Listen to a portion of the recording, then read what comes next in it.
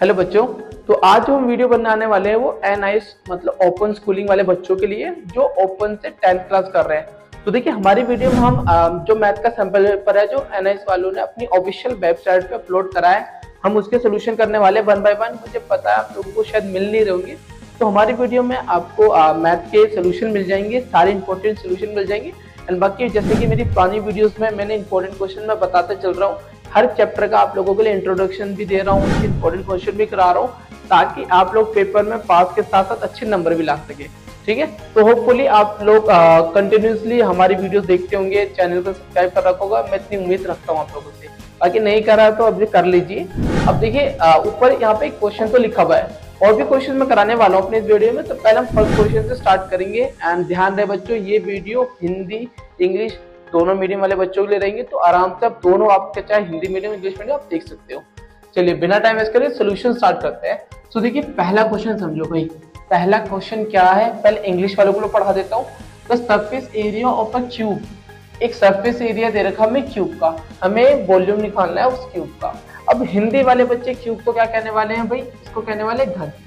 हमें घन दे रखा है जिसका हमें क्या दे रखा है, सरफेस एरिया मतलब क्या होता है, पृष्ठीय क्षेत्रफल। हमें पृष्ठीय क्षेत्रफल दे रखा है। ठीक है, ये बात आपको ध्यान रखना। आपको निकालना है क्या भाई, आपको निकालना है आयतन, आपको निकालना है आयतन। तो कैसे करोगे, ठीक है, छोटा क्वेश्चन है तो देखो अप्रोच करेंगे।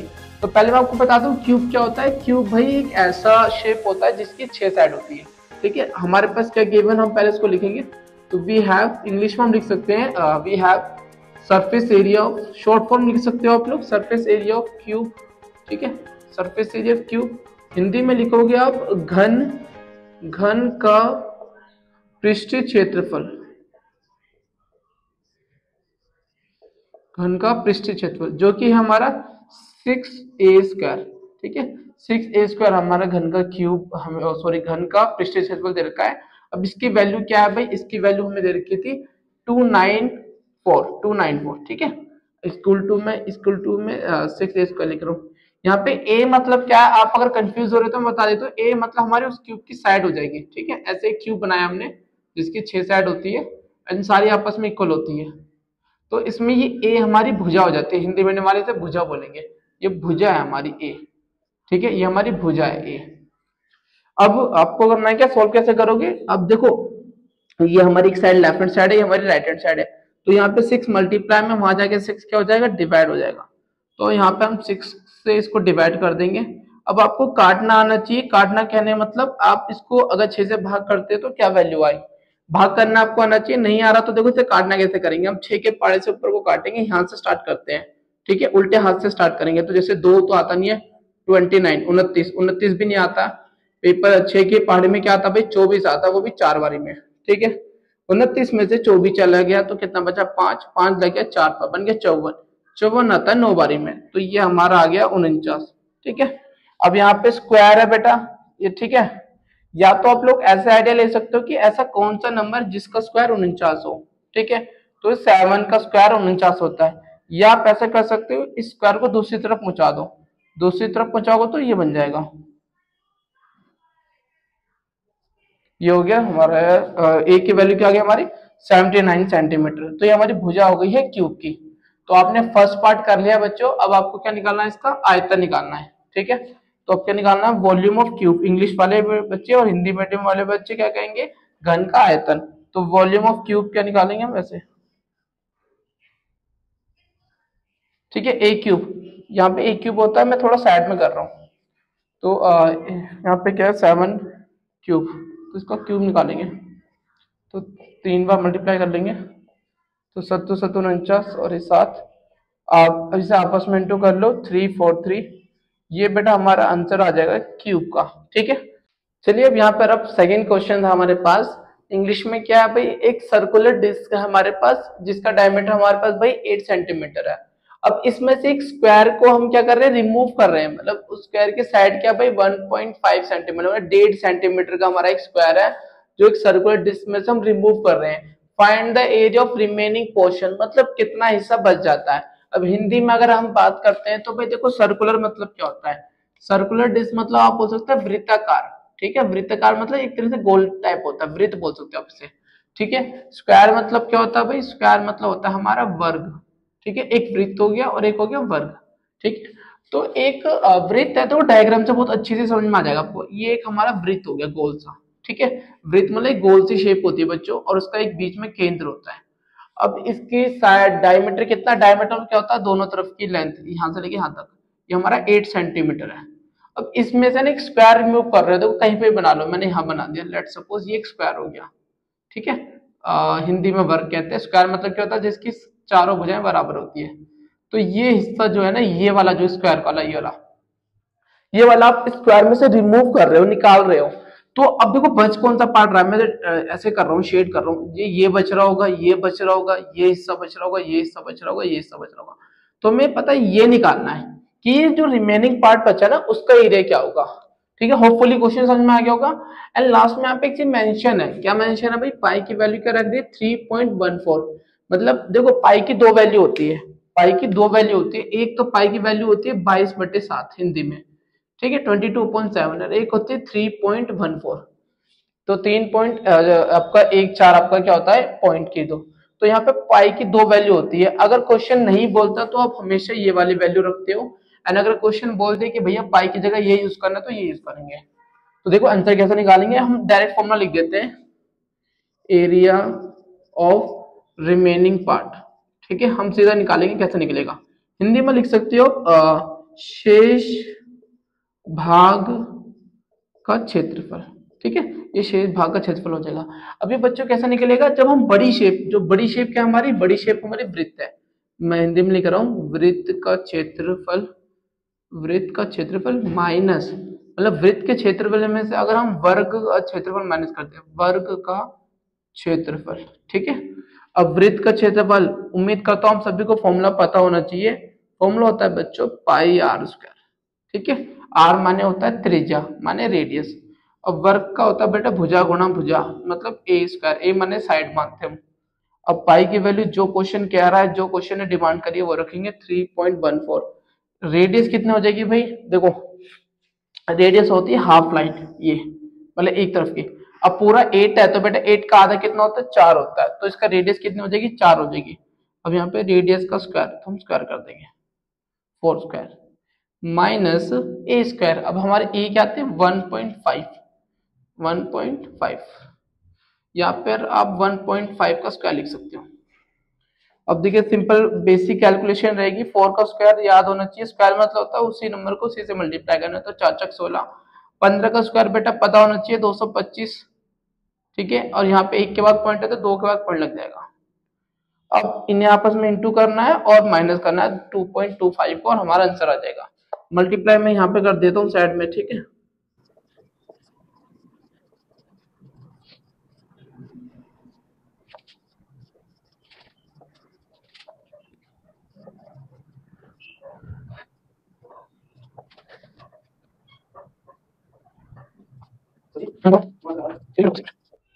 सो देखिए भाई बच्चों मैंने यहाँ पर माइनस कर दिया है, ठीक है।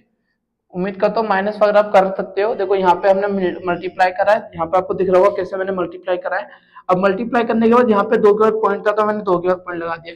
उसके बाद हमें 2.25 माइनस करना था, वो मैंने यहाँ पे माइनस कर दिया। तो भाई ये हमारा फाइनल आंसर आ जाएगा। होपफुली आपको ये वाला भी क्वेश्चन का आंसर समझ में आया होगा, ठीक है। अब इसका नेक्स्ट क्वेश्चन और देखते हैं। चलिए एक और थर्ड क्वेश्चन देखते हैं। अब हमें क्या करना है, अब हमें ये क्वेश्चन जो हमें ट्रिग्नोमेट्री क्वेश्चन मिला है, तो देखो ऐसा क्वेश्चन आपको पेपर में आएगा, तो आपको किस तरीके से करना है वो मैं आपको इस क्वेश्चन में समझा ही रहा हूँ, ठीक है। तो देखिए हमारे पास क्वेश्चन क्या, 4 cos square 30 degree plus sine square 45 degree minus 3 tan square 60 degree upon में है 2 cos square 60 degree sine square 60 degree plus cot 45 degree. अब इसकी वैल्यू निकालनी है। बड़ा आसान क्वेश्चन है भाई, फटाफट आप बस वैल्यू लिखते चलेंगे। आपको याद होना चाहिए भैया cos 30 डिग्री की वैल्यू क्या होती है। तो देखो cos 30 डिग्री की वैल्यू क्या होती है, √3/2 होती है, ये आपको पता होना चाहिए भाई, ठीक है। अब अगर स्क्वायर है तो बच्चों स्क्वायर कर दो। इसके बाद क्या है, tan 45 की वैल्यू होती है 1/√2, भाई स्क्वायर है तो स्क्वायर कर देंगे। इसके बाद है tan 60 की वैल्यू देखिए √3 होती है, ठीक है, एन स्क्वायर कर देंगे। एन इसके बाहर क्या था 3 था। अब अपोन की बारी आ जाती है भाई, डेनोमिनेटर में क्या था हमारे पास 2 cos स्क्वायर 60 डिग्री, ठीक है। 60 की वैल्यू होती है भाई 1/2 और स्क्वायर है तो स्क्वायर कर देंगे। इसके बाद साइन 60 की बेटा वैल्यू होती है √3/2, स्क्वायर है तो स्क्वायर कर देंगे। एंड कोट 45 की वैल्यू होती है 1। होपफुली यहाँ तक क्लियर होगा। बस मैंने वैल्यू रखी है, आपको वैल्यू याद होनी चाहिए, ठीक है। नहीं याद तो मैं आगे और भी वीडियो लेकर आने वाला जिसमें मैं आपको ये ट्रिक भी बता दूंगा। √3 का स्क्वायर बच्चों 3 होता है, 2 का स्क्वायर 4 होता है। आगे बढ़ते हैं, √2 का स्क्वायर 2 होता है तो 2 लिख दिया, -3 इंटू √3 का स्क्वायर बच्चों 3 होता है। आगे बढ़ते हैं, यहाँ पर हम 1/2 इसका आ जाएगा 4, ठीक है भाई। 1/2 का स्क्वायर करेंगे तो 1/4। √3 का स्क्वायर 3 आता है, 2 का स्क्वायर 4 आता है। एंड जिस बच्चे को नहीं समझ में आ रहा अगर वन टाइम में तो उसको रिपीट कर सकता है, ठीक है। 1 से 2 बार देखिएगा तो आराम से समझ में आ जाएगा। अब ऊपर नीचे 4 से 4 कैंसिल हो गया, ये आ गया हमारा 3 बच्चों, यहाँ पे 1/2 एंड 3 3 9 -9, ठीक है। नीचे आते हैं हम, ये इससे कैंसिल हो जाएगा 2 टाइम में, ठीक है।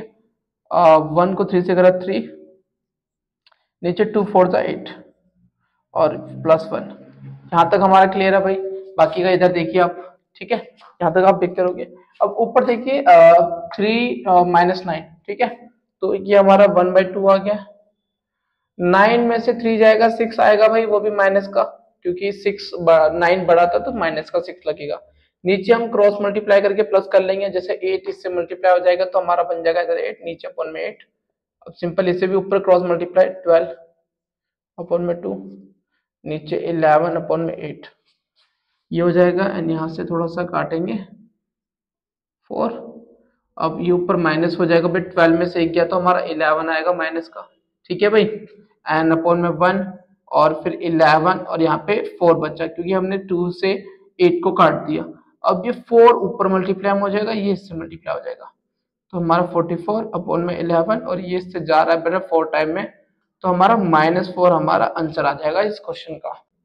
अब देखो नेक्स्ट क्वेश्चन भाई क्या हमारे पास, find the value of k so that the quadratic equation 2x² + kx + 3 = 0 has 2 equal roots, ठीक है। इंग्लिश में रूट्स आपको पता ही है बच्चों, हिंदी वाले बच्चे जान लेंगे। 2 इक्वल रूट्स का मतलब क्या होता है, 2 बराबर मूल, ठीक है, 2 बराबर मूल। और क्वाड्रेटिक इक्वेशन आपको पता होना चाहिए, इसको कहते हैं द्विघात समीकरण, ठीक है, इसे कहते हैं द्विघात समीकरण। तो हमारे पास एक द्विघात समीकरण है जिसमें हमें k की वैल्यू निकालनी है एंड हमें गिवन क्या है कि उसके रूट्स बराबर है। तो बच्चों सॉल्यूशन समझ लेते हैं अब लोग, हम हिंदी इंग्लिश दोनों बच्चे देख लेते हैं। देखो जब भी मूल बराबर होते हैं ना, सेंस 2 बराबर मूल हिंदी वाले इंग्लिश वाले, 2 इक्वल रूट्स, तो ऐसे में क्या होता है भाई, ऐसे में ये होता है b² - 4ac की वैल्यू = 0 होती है, ठीक है। अब यहाँ पे a क्या होता है, b क्या होता है, तो देखिए जो x² के साथ जो होता है वो a होता है, जो x के साथ होता है वो b होता है, और जिसका कोई नहीं होता उसका c होता है, ठीक है। यहाँ तक ठीक है, a b c हमें क्या मिल गया। अब बस सिंपल बच्चों b का स्क्वायर करो, b हमारे पास क्या है, यहाँ पर k है, k का स्क्वायर -4a, a हमारे पास क्या 2 है, मल्टीप्लाई बाय c हमारे पास क्या है 3 है, वही प्लस का = 0 रख देंगे। अब k का स्क्वायर बेटा k स्क्वायर ही होता है, मल्टीप्लाई करिए 4 2 8, 8 3 24, माइनस का के वहां, सॉरी माइनस का 24 वहां जाके प्लस का हो जाएगा, और यहाँ पर अब इसके अंडर रूट कर देंगे। 24 की वैल्यू निकालेंगे हम लोग, 24 मतलब क्या हो सकता है 6 4 एंड 4 का 2 बाहर होता है, तो फाइनल आपका आंसर हो सकता है 2√6। सॉरी स्टूडेंट यहाँ पर नीचे वाला आपको दिख नहीं रहा, तो देखो मैं यहाँ साइड में लिखने वाला हूँ। तो जो इसके बाद जो स्टेप लिखा ना वो ये है, k = 2√6, ये आपका आंसर हो जाएगा, ठीक है। क्वेश्चन चलो छोटा सा क्वेश्चन है, ठीक है। देखो इसका सोल्यूशन कैसे करेंगे, ये सारे क्वेश्चन है बच्चों 2 मार्क्स के हैं, ठीक है। अब find the centroid of the triangle. अब सेंट्रोइड क्या होता है भाई, देखो ये एक सपोज हमारा ट्रायंगल है, ठीक है, और यहाँ पे 3 वर्टेक्स दे रखे थे, तो एक का नाम a है, एक का नाम b है, एक का नाम c देते हैं। तो इस वाले पॉइंट को, ठीक है, जो तीनों वर्टेक्स से सेम डिस्टेंस पर होता है उसी को कहते हैं सेंट्रोइड, ठीक है। होपफुली इतना याद होगा। हिंदी में कहते हैं केंद्रक, केंद्रक निकालना है। तो देखो कैसे निकालेंगे, लेट सपोज इस पॉइंट का नाम हम दे देते हैं डी, बच्चों क्या नाम दे रहे हैं हम, डी पॉइंट दे रहे हैं। अभी डी पॉइंट निकलेगा कैसे, पहले तो लिख लो ए पॉइंट क्या हमारे पास, ए के वर्टेक्स है ये, बी के वर्टेक्स है ये, ये है हमारे पास सी के वर्टेक्स, ठीक है। अब हमें निकालना है डी, तो डी निकलेगा बच्चों अगर हम तीनों एक्स को जोड़ लें, ठीक है, 3 से डिवाइड कर दें, तो हमारे पास डी का एक्स कोऑर्डिनेट आ जाएगा, हिंदी में कहेंगे तो निर्देशांक एक्स का, एक्स अक्ष का। अगर हम तीनों y को जोड़ ले, मतलब y1 y2 y3 अपॉन में 3 करते हैं तो ये आ जाएगा। अब आप बोलोगे सर x1 x2 y1 क्या होता है, तो देखो जो वर्टेक्स का जो पहले नंबर होते हैं ये हमारे x होते हैं, ठीक है, और बाद वाले क्या होते हैं, y होते हैं। तो अब इसी तरीके से अब आपका करना है क्या है, अब एक तो क्या हमारे पास पहला f5 है, फिर अच्छा ये नंबर माइनस का है -3, तो -3 लिखोगे, फिर क्या -1 अपॉन में 3, कोमा आगे बढ़ जाते हैं, फिर क्या हमारा -1 -2 +8, ठीक है, अपॉन में क्या है 3 है। इसके बाद भाई क्या करना है हमें, देखो माइनस माइनस प्लस होती है बच्चों, आप डायरेक्ट कर सकते हो, 3 और 1 हमारे 4 हो गए, 5 में से 4 गए 1 आ जाएगा, तो 1/3 आ गया हमारा x। 8 और ये माइनस माइनस प्लस होती है, 2 और 1 कितने हो गए 3 हो गए, तो 8 में से 3 गए, 8 में से 3 गए तो 5 आएगा, तो 5/3, तो ये हमारा डी का आंसर आ जाएगा, मतलब डी हमारा सेंट्रोइड, ठीक है। क्लियर आपको? तो आज की वीडियो यही एंड करेंगे। होपफुली आपको सारे जो भी मैंने आज क्वेश्चन कराए हैं आपको सारे मजेदार लगे होंगे एंड इससे हेल्प मिलेगी। जिस बच्चों को अभी भी दिक्कत आ रही है वो रिपीट करेगा, वीडियोस को ज्यादा बार देखेगा, जितनी बार देखेगा तो तरीका समझ जाएगा, क्योंकि देखो एनओएस में पेपर करने का तरीका आना चाहिए। अगर आपको तरीका पता है तो आप पेपर में नंबर ला सकते हो, क्योंकि एनओएस का देखो एक ओपन स्कूलिंग होती है, वहां पर आपकी मेहनत देखी जाती है, आप कितना लिख सकते हो, ठीक है, कितना आपको क्वेश्चन बनाने आते हैं। तो मैं आपको सजेस्ट करूंगा कि मैक्सिमम क्वेश्चन को अटेम्प्ट करोगे एंड सबके फॉर्मूले वगैरह बेसिक बात आपको आनी चाहिए। अगर नहीं आ रही तो कोई बात नहीं, चैनल आपके पास है ही, चैनल को सब्सक्राइब रखोगे, वीडियोस आपको मिलते रहेगी। मिलते हैं नेक्स्ट वीडियो में।